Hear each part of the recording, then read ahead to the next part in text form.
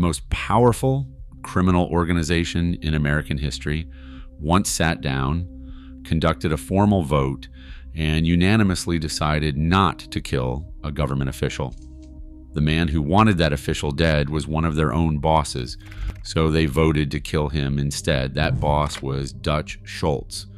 The official was Thomas Dewey, a special prosecutor who was trying to send Schultz to prison. The irony that runs through this entire story like a wire is that the men who killed Schultz to stop him from murdering Dewey ended up protecting the very prosecutor who would then go on to convict them. Then, on October 23, 1935, two hitmen walked into a Newark restaurant, and 22 hours later, the man who had built one of New York's largest criminal empires was dead in a hospital bed, talking to people nobody else could see. How does someone go from running that empire to being killed by the organization he helped build? The answer lives somewhere between genius, ego, and the single most consequential boardroom decision in the history of American crime. Arthur Simon Flegenheimer was born on August 6, 1901 in the Bronx to a family that was doing its best not to fall apart. His father abandoned the household when Arthur was around 9 years old. His mother held on. Arthur did not. He dropped out of school in the 8th grade, worked odd jobs for a while, then graduated to robbing craps games and breaking into apartments. He was not unusual in any of this. The Bronx, in the early 1920s, had no shortage of young men making the same choices. What made Flegenheimer unusual was that he chose a new name. Dutch Schultz had been the name of a feared Bronx gang member from a previous generation. Arthur borrowed the dead man's reputation along with his name. I think that might be the most underrated move of his entire career. A calculated PR decision by a 20-year-old who understood that what people believed about you was almost as useful as what you could actually do.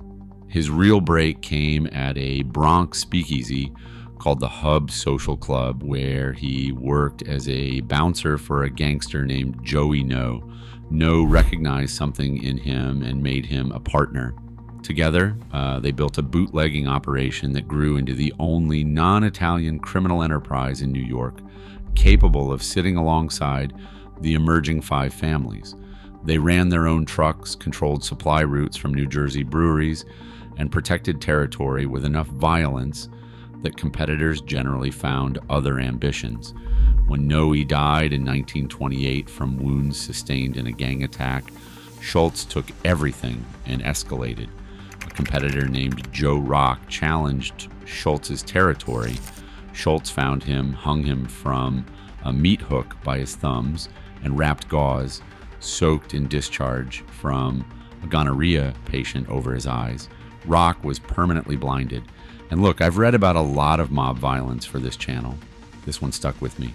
Schultz understood that a reputation for a specific kind of cruelty was worth more than any amount of additional muscle. By the early 1930s, the prohibition money was drying up. Schultz needed a new revenue stream, and he found one in Harlem.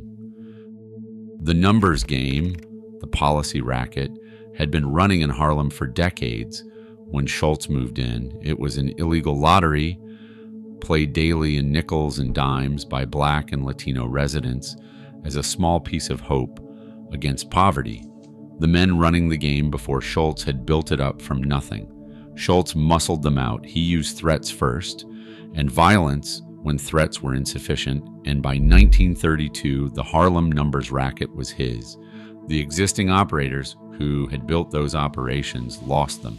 This is part of the story that tends to get skipped over in romantic accounts of Dutch Schultz, and it matters for understanding the kind of businessman he was. Higher, that made it all click, came next. Otto Berman, nicknamed Abadaba, was a pudgy, middle-aged mathematical savant who had no obvious place in the underworld. But Schultz saw his potential and hired him, and honestly, I think this was the smartest personnel decision Schultz ever made. The problem Berman solved was one everybody assumed was unsolvable. The numbers game was theoretically unriggable because the winning number came from actual racetrack data. Berman made it riggable. In the final minutes before the last race of the day at Belmont, Berman would mentally calculate, without paper, without a calculator, in seconds, the precise amount of money Schultz needed to wager on specific horses to shift the pari-mutuel odds just enough so that the resulting three-digit number matched the least played combination that day. The players who bet on popular numbers lost. The house kept everything. Berman was paid $10,000 a week for this service, which in today's dollars would land around $230,000. He was worth it. In 1933 alone, the Schultz operation cleared an estimated $13 million from the numbers game. But Berman's system had a vulnerability that neither of them could fix. It only worked as long as the operation stayed invisible. The moment a prosecutor started pulling at the financial threads, the whole machine would unravel, and someone was about to start pulling. The federal government indicted Schultz for tax evasion in January 1933. He went underground rather than surrender, becoming a fugitive for nearly 2 years. During those 2 years, his absence created exactly the kind of vacuum that predators move into. While Schultz was hiding in rented rooms across rural New York, his closest lieutenant was making other arrangements. Bo Weinberg, who had been with Schultz for years, began quietly negotiating with Lucky Luciano. The offer was straightforward. Schultz's rackets would be reorganized under Luciano's structure, and in exchange, Weinberg would keep his position and his income. This is something I come back to a lot when I research these stories. Organizations run by fear tend to be just as fragile as organizations run by loyalty, because loyalty enforced through terror is not actually loyalty. When Schultz finally surrendered in November 1934, he walked back into a criminal enterprise that had been partially hollowed out behind him. Weinberg's fate lives in rumors, not court records, but he did not survive the reunion. The specifics are unconfirmed. The outcome is not. Schultz's first tax evasion trial in Syracuse in early 1935 ended in a hung jury. His second trial was moved to Malone, a small town in upstate New York, and this is where Schultz did something genuinely strange. For months before trial, he donated cash to struggling local businesses, bought toys for sick children in the Malone Hospital, and attended church. He positioned himself as a misunderstood regular guy being persecuted by city prosecutors who did not understand small-town values. I have to say, it worked. The jury acquitted him in the summer of 1935, and the newspapers treated it as a stunner. The acquittal should have been a reset. It was not. Governor Herbert Lehman of New York appointed Thomas Dewey as a special prosecutor, specifically to go after organized crime. Dewey was 33 years old, publicity conscious, ambitious in ways that extended well beyond the courtroom, and very good at building cases.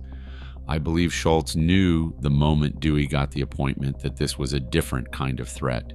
Dewey set his sights on Schultz immediately. This time the charge was racketeering, not tax evasion. Schultz knew he could not beat racketeering charges the way he had beaten the tax case. His options for fighting this through conventional legal channels were gone. Schultz's instinct was to reach for the most violent solution available. He had spent his career reaching for that solution, and it had generally worked.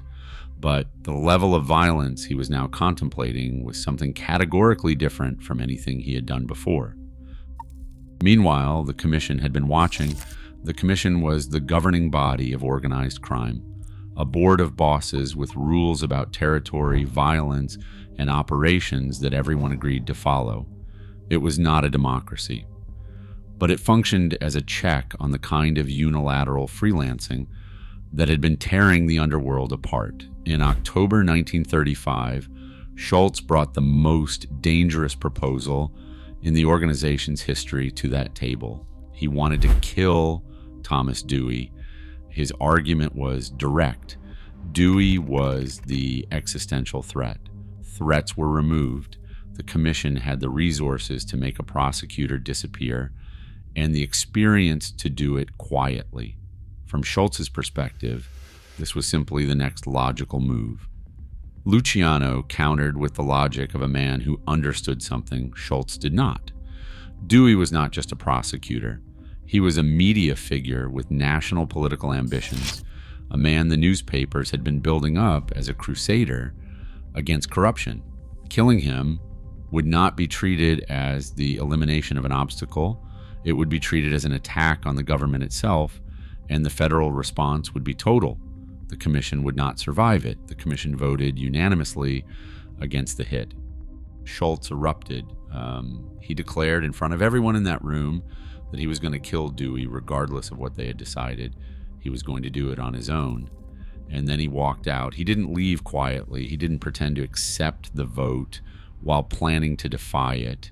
He announced his defiance in the room to the people who had just voted against him while they were still sitting there. I've gone back and forth on whether that was extraordinary courage or extraordinary recklessness, and I've landed on this. The distinction didn't matter much by the time the commission finished what he had just said. Albert Anastasia ran the enforcement wing of Murder, Inc. When he came to Luciano with what his men had found, the emergency meeting that followed lasted 6 hours.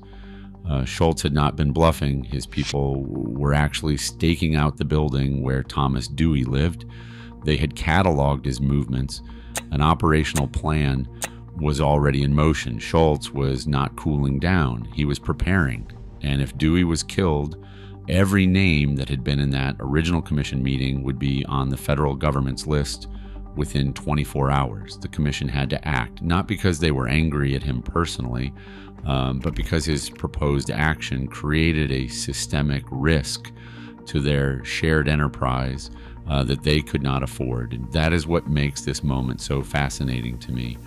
They were functioning in this moment not as a gang of killers, but as executives managing exposure.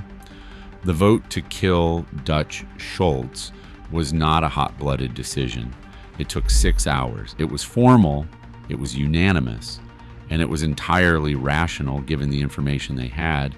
The contract went to Louis Lepke Buchalter, the head of Murder, Inc. Buchalter assigned 2 of his best people, Charles the Bug Workman and Emmanuel Mendy Weiss. If you're finding this story as strange as I do, hit subscribe for new Mobster Minds episodes every week. The Palace Chop House was at 12 East Park Street in Newark, New Jersey. Schultz had been using it as a place to hold business meetings, apparently operating on the theory that Newark's distance from Manhattan offered some protective remove. On the evening of October 23, 1935, around 10 o'clock, Workman and Weiss walked in. Workman moved through the bar and pushed open the door to the men's restroom, where he found Schultz alone. He shot Schultz in the abdomen. Schultz dropped to the floor. Workman then turned back into the rear dining room with Weiss, and both men opened fire on the table where Schultz's crew sat over ledger sheets. Otto Berman collapsed immediately.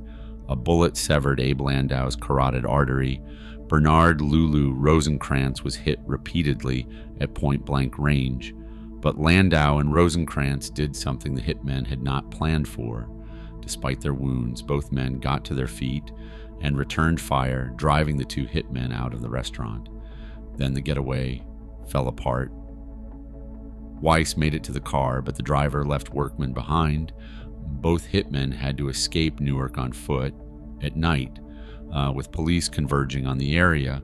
Meanwhile, Schultz had staggered out of the bathroom, clutching his side, and collapsed at a table. The 4 men were taken to Newark City Hospital. Over the next several hours, Berman, Rosenkrantz, and Landau died from their wounds. Dutch Schultz lasted 22 hours. A Newark police sergeant named Luke Conlon sat at Schultz's bedside with a stenographer and a notebook, hoping the dying man would name his killers. He did not. What came out instead, across nearly 2,000 words recorded before he died, was something that defied any category. Schultz was in and out of consciousness with a fever of 106 degrees and a bullet-causing peritonitis in his abdomen. He spoke in fragments that veered between apparent business concerns, half-remembered arguments, and things that sounded like they had never been said before. A boy has never wept, nor dashed 1,000 Kim. Oh, dog biscuit, and when he is happy, he doesn't get snappy. I would hear it, the circuit court would hear it, and the Supreme Court might hear it. The man who stole the Harlem numbers racket, who blinded a competitor with an improvised biological weapon, who charmed a jury by buying toys for sick children, who proposed murdering a federal prosecutor, and walked out of the commission meeting threatening to do it anyway, died at 34 years old in a New Jersey hospital, talking to people no one else could see. In the months before the Palace Chop House, Schultz had been moving money. He knew Dewey was closing in. He knew the commission was watching him. He anticipated that something was going to catch him eventually, whether a courtroom or a bullet, and he made a decision about what to do with his liquid wealth. He had a custom safe constructed, waterproof, and airtight. He filled it with approximately $7 million in cash, bonds, and negotiable securities. Then he drove into the Catskill Mountains, accompanied only by Lulu Rosenkrantz, his bodyguard, who died at the Palace Chop House before he could tell anyone where they had gone. Some accounts placed the burial site in the Catskills near the town of Phoenicia. $7 million in 1935 would be worth over $130 million today. Treasure hunters have been searching those mountains for nearly 90 years. The safe has never been found. Every piece of the Dutch Schultz story ended up somewhere out of reach. His empire was taken apart and redistributed. His deathbed words were transcribed and never decoded. His fortune is buried somewhere in the Catskills, and every person who knew where it was died before they could say. If you ask me, that is the most Dutch Schultz ending imaginable. The real question is not why the commission voted to kill Dutch Schultz. That decision is completely legible once you understand their calculus. The real question is whether they understood what they were doing when they protected Dewey. Thomas Dewey survived October 1935. He convened a grand jury, built his racketeering case, and in 1936 successfully prosecuted Lucky Luciano, the same man who had organized the vote that kept Dewey alive. Luciano received a sentence of 30 to 50 years. The commission had voted to kill their own boss to protect a prosecutor. That prosecutor then prosecuted the man who cast the deciding vote. I do not think Luciano saw that coming, and if he did, my gut says he made the call anyway because the alternative was worse. If you want more of the real history behind how the American Mafia actually operated, and the calculations they made, and the decisions that ended up costing them more than law enforcement ever did, the next video is on screen now. Subscribe and you will not run out of material.